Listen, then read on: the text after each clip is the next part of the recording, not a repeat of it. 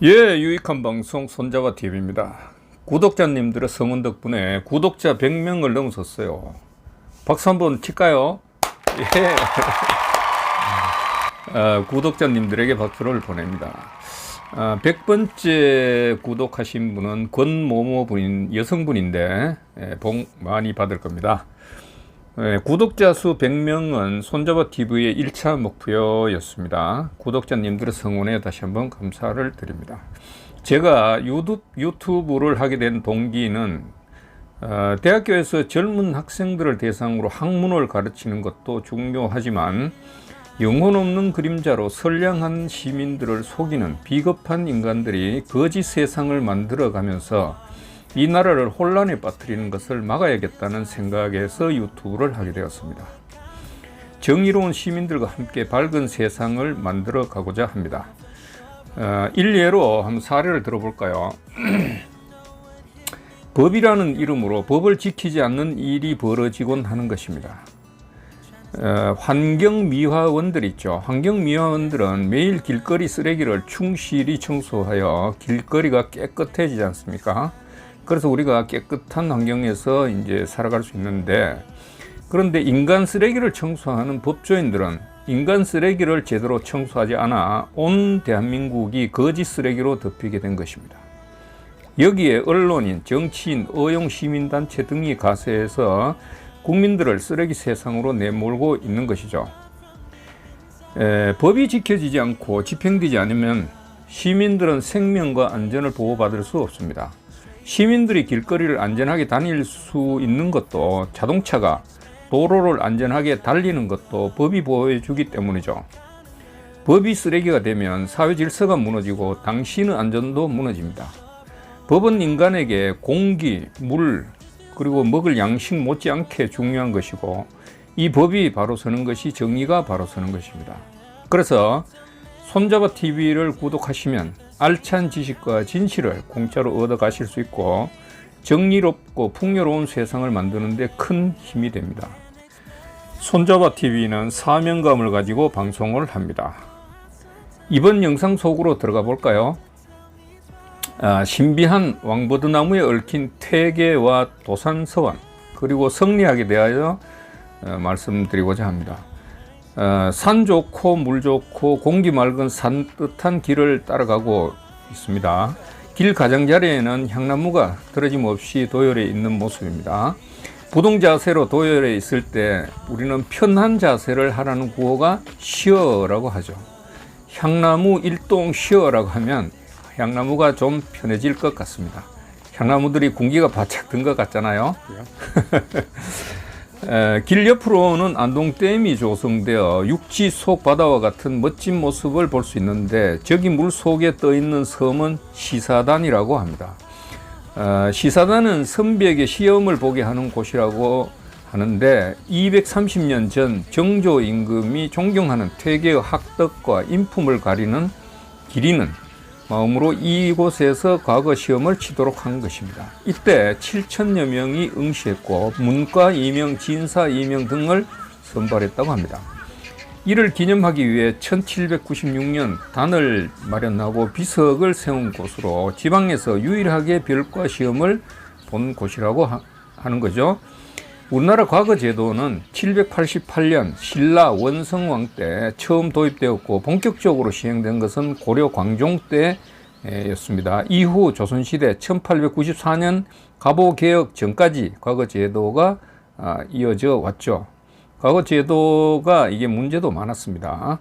매표소에서 도산서원 들어가는 입구에 매표소가 있습니다. 매표소에서 300여 미터를 걸어가면 도자기와 같은 최고의 인재를 육성한다는 도산서원이 있고, 그 앞 마당에는 퇴계와 세상사를 고민했다는 700여 년 된 왕버드나무가 있습니다.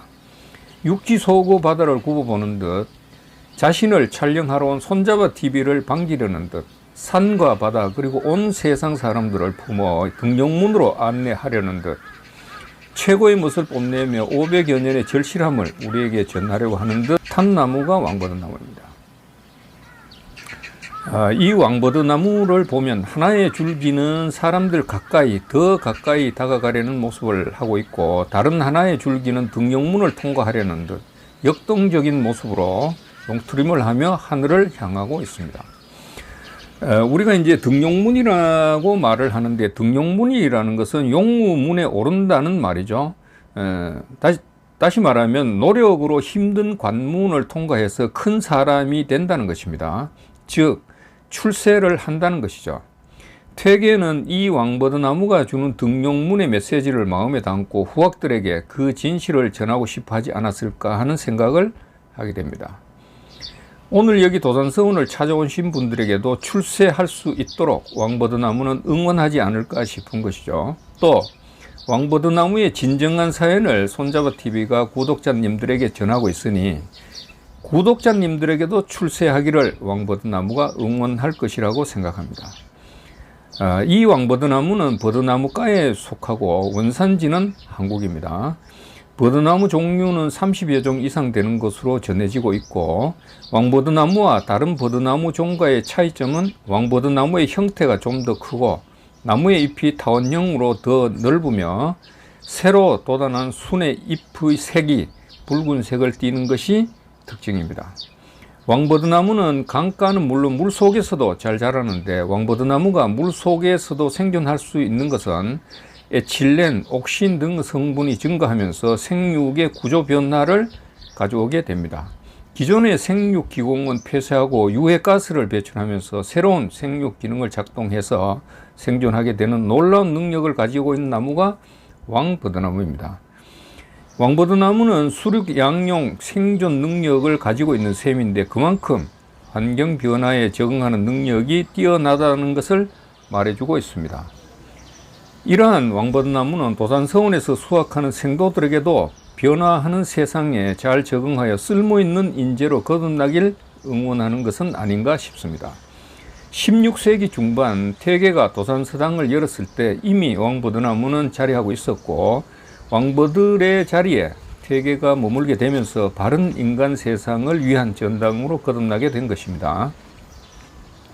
이황을 동방의 주자, 유학의 맥을 잇는 공자, 주자, 이자는 이황을 말합니다. 이자라고 하고 조선 최고의 성리학자라고 합니다. 이황은 본명이고 경호는 자이고 호는 퇴계라는 호칭을 사용을 합니다. 이황은 출생하였을 때 붙여진 본명이고, 자는 성인이 되었을 때 부르기 위해 붙여진 이름이죠. 호는 부르기 편하도록 붙여진 이름입니다. 퇴계는 생원시, 진사시에 합격하여 조선 최고의 교육기관 성균관에서 수학하였고, 과거 시험에 합격하여 풍기군수, 예조, 판서, 대사성은 당시의 최고 교육기관 성균관의 총장, 지금으로 보면 서울대 총장 정도 되겠죠. 벼슬 중에 벼슬의 꽃, 정승보다 높은 대우를 받는다는 대제학. 이 대제학은 인품이 출중해야 되고 학식이 높아야 되고 왕의 신임도 커야 합니다. 이런 직을 퇴계가 수행을 하였습니다. 그런데 1545년 어린 명종이 즉위했을 때 중종의 세 번째 부인, 그러니까 명종의 어머니가 되겠죠. 어머니 문정왕후, 그리고 이제 관직에 있는 윤씨 집안의 권력 정쟁으로 일어난 을사사화를 겪으면서 퇴계는 관직에서 퇴계라는 말로 물러났습니다. 그러니까 물러난 거죠. 서로 물어뜯으며 인륜을 파괴하는 정치 행태에 신물이 난 것입니다. 조선시대는 훈구파와 살인파 간의 권력 암투가 벌어졌고, 항맥과 지역 간에도 파벌이 생겨 동인과 서인, 남인과 북인, 노론과 소론 등으로 갈기갈기 찢어진 붕당 정치가 조선의 특징이라고 할 수 있습니다. 조선을 골병들게 한 훈구파와 살인파란 무엇일까? 훈구파는 조선 건국에 참여한 관료, 그러니까 사대부 후손들이 권세를 누리기 위해 조직된 파벌을 말합니다. 이에는 세조 왕권 찬탈에 협조한 자들, 권세를 누린 족단들, 의용학자들 등이 여기에 이제 해당이 됩니다. 훈구파는 단종의 어머니 무덤을 파헤쳐 시신을 강물에 버렸고, 죽은 김종직의 무덤도 파헤쳐 시신의 목을 베어 강물에 버리는 정말 악랄함을 보여주기도 했습니다. 중심 인물로는 한명회, 서거정, 신숙주, 이국돈 등이 있고 훈구파는 조선 중기 서인에 이제 합류하기도 했습니다. 그리고 이제 살인파는 성리학을 중시한 양반 지배 계층이 형성한 정치 파벌을 말합니다. 이들은 훈구파의 조선 건국 비판, 세조 왕위 찬탈 등을 비판한 반면에 의리, 명분, 절개를 강조한 것입니다. 살인파 인물로는 고려 절개를 지켜 경상도에 낙향한 길제의 학풍을 이어받은 김종직, 그리고 이황의 학풍을 추종한 학자 등이 있습니다. 퇴계는 조선의 적대적 반목 정치의 근원은 사람의 문제라고 접근한 것입니다. 정의로운 인재를 양성해야 나라가 바로 설 것이라는 생각을 한 것이죠. 그래서 퇴계는 70여 해나 간직의 부름을 받았지만 모두 거절하며 인재 양성에 힘을 쏟았습니다. 이런 생각은 퇴계라는 이름과 도산이라는 이름에서도 우리가 엿볼 수 있는 것입니다. 퇴계라는 말은 인간 세상을 벗어나 물이 맑은 자연 속으로 잠시 물러나 있겠다는 의미를 담고 있는 것이죠. 도산이란 말은 도자기 산이라는 의미인데, 도자기는 인간이 흙을 재료로 하여 창출해내는 최고의 작품이라고 할 수 있지 않습니까? 도자기 작품은 그냥 되는 것이 아니라 1000도 이상의 초고온에서 본질적인 성상의 변형을 일으켜야 비로소 아름다운 최고의 작품을 탄생시킬 수 있는 것이죠. 이렇게 탄생되는 작품의 비율은 고작 10개 중에 2개 내지 3개라고 합니다. 이와 같이 도자기를 탄생시키는 노력으로 이황은 퇴계의 도산을 일구어내려고 한 것입니다. 즉, 이 나라를 이끌어갈 아름다운 인재를, 그러니까 인간다운 인재를 육성하여 건강한 세상, 정의로운 조선을 만들어내고자 고민을 실행한 곳이 퇴계의 도산서원이라고 할 수 있습니다. 퇴계의 학문적 사상은 이기이원론인데, 이 논리를 보면은 이로서, 이는 이제 자연의 이치를 말합니다. 이로서 사단, 즉 인간의 본성을 인의 예지 사단 4가지의 차원으로 접근했는데, 이는 측은지심, 의는 수호지심, 예는 사양지심, 지는 시비지심으로부터 발로된 감정이라고 하였습니다. 그러니까 이제 아파하는 마음, 부끄러워하는 마음, 양보하는 마음, 그 옳고 그름을 판단하는 마음, 이걸 말합니다. 기로서 칠정, 기로서 칠정은 즉 인간이 살아가면서 느끼는 감정을 7가지 성격으로 접근한 것입니다. 그래서 이 7가지는 희, 기쁨, 노, 화냄, 구, 두려움, 애, 슬픔, 또 애는 사랑, 오, 미움, 욕, 기대, 욕망을 다스려야 한다는 것입니다. 다시 말하면 퇴계의 이기이원론은 사단은 4개의 차원은 이의 어떤 원리의 발현이요, 칠정은 기의 발현이라는 것입니다. 4개 단의 발현을 말하는 이는 절대적인 것이기 때문에 선한 것이고, 7개 정의 발현은 이를 바탕으로 기를 겸하여 작용하기 때문에 선과 악이 일어난다는 것입니다. 이 이기이원론에 대해 반론을 제기하기도 했는데, 율곡은 이기이원론이 아니라 이기이론론을 주장하였죠. 저는 두 이론의 주장이 틀리지 않다고 봅니다. 말하자면은 매크로적인 차원에서 보면은 모든 것은 하나로 연결되어 이기이론론의 관점이라고 볼 수 있겠죠. 마이크로적인 차원으로 보면은 이기이원론적 접근이 더 깊이 있다고 생각도 할 수 있는 것입니다. 그래서 저는 이기이원론이 더 매력적인 접근이라고 생각이 됩니다. 학문이나 이론은 새로운 이론으로 깊이를 더하고 폭도 더 넓혀가는 것입니다. 우리 인간이 주장해온 이론이나 학문은 계속 변화하고 진화해 나가는 것이죠. 퇴계는 나라를 걱정하는 진정한 애국자였고 우리 민족의 진정한 지식인이었습니다. 그죠? 백성들에겐 덕행을, 부인에겐 자성함을, 그리고 자식에겐 자애로움으로 존경을 받고 있습니다. 그러나 퇴계의 가정 환경은 매우 열악하고 불우했습니다. 퇴계가 태어나자마자 아버지가 돌아가셨고, 돌아가신 큰어머니, 그러니까 이제 퇴계는 아버지 두 번째 부인한테 태어났으니까. 그러니까 이제 큰 어머니가 돌아가셨어요. 돌아가신 큰 어머니, 자식, 형제와 태계를 낳은 살아계신 어머니, 자식, 형제 모두 이제 7남매가 힘들게 살아간 것이죠.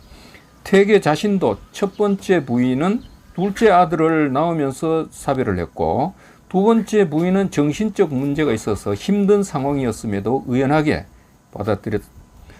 받아들였습니다. 그리고 두 번째 부인도 둘째 아들을 출산하다가 또 사별하는 아픔을 겪게 됐습니다. 그리고 둘째 아들은 결혼 후 바로 또 죽어버렸고, 증손자도 어린 나이에 생을 다했습니다. 그리고 태계가 의지했던 형님은 중종 반정 이후 유배지로 끌려가다가 죽어버렸습니다. 다행히 태계는 을사사화 이후 관직을 거부했지 않습니까? 그러기에 불미스러운 죽임을 당하지 않았다고 봐집니다. 조선은 정의로운 사람을 죽여버리는 악마 정치를 했습니다. 그죠? 우리가 말은 바로 해야 됩니다. 이런 힘든 상황에서도 태계는 어머니가 없는 자식들의 자리를 채워주면서 엄하면서도 자애로운 마음으로 훈육하였고, 가정이 불운한 것이 자녀 교육을 게을리하는 이유가 될 수 없다고 했고, 자신이 가야 할 길을 포기하는 좌절의 이유도 될 수 없다고 하였습니다. 이와 같이 태계는 개인적인 불행은 불행이 아니라고 여긴 것이죠. 당당하신 분입니다. 개인적인 일이나 불행은 그저 일어날 뿐이라고 생각하고 핑계도 변명도 하지 않았습니다. 이처럼 태계는 당당한 삶을 보여주셨습니다. 요즘 보면 어떻습니까? 남 핑계 대고 변명이나 하는 못난 인간들이 얼마나 많습니까? 남을 속이고. 태계의 정신이 인간이 가야 할 등용문의 길이 아닌가 생각하게 합니다. 구독자님들도 태계의 정신으로 등용문에 오르시길 응원합니다. 구독자 여러분, 감사합니다.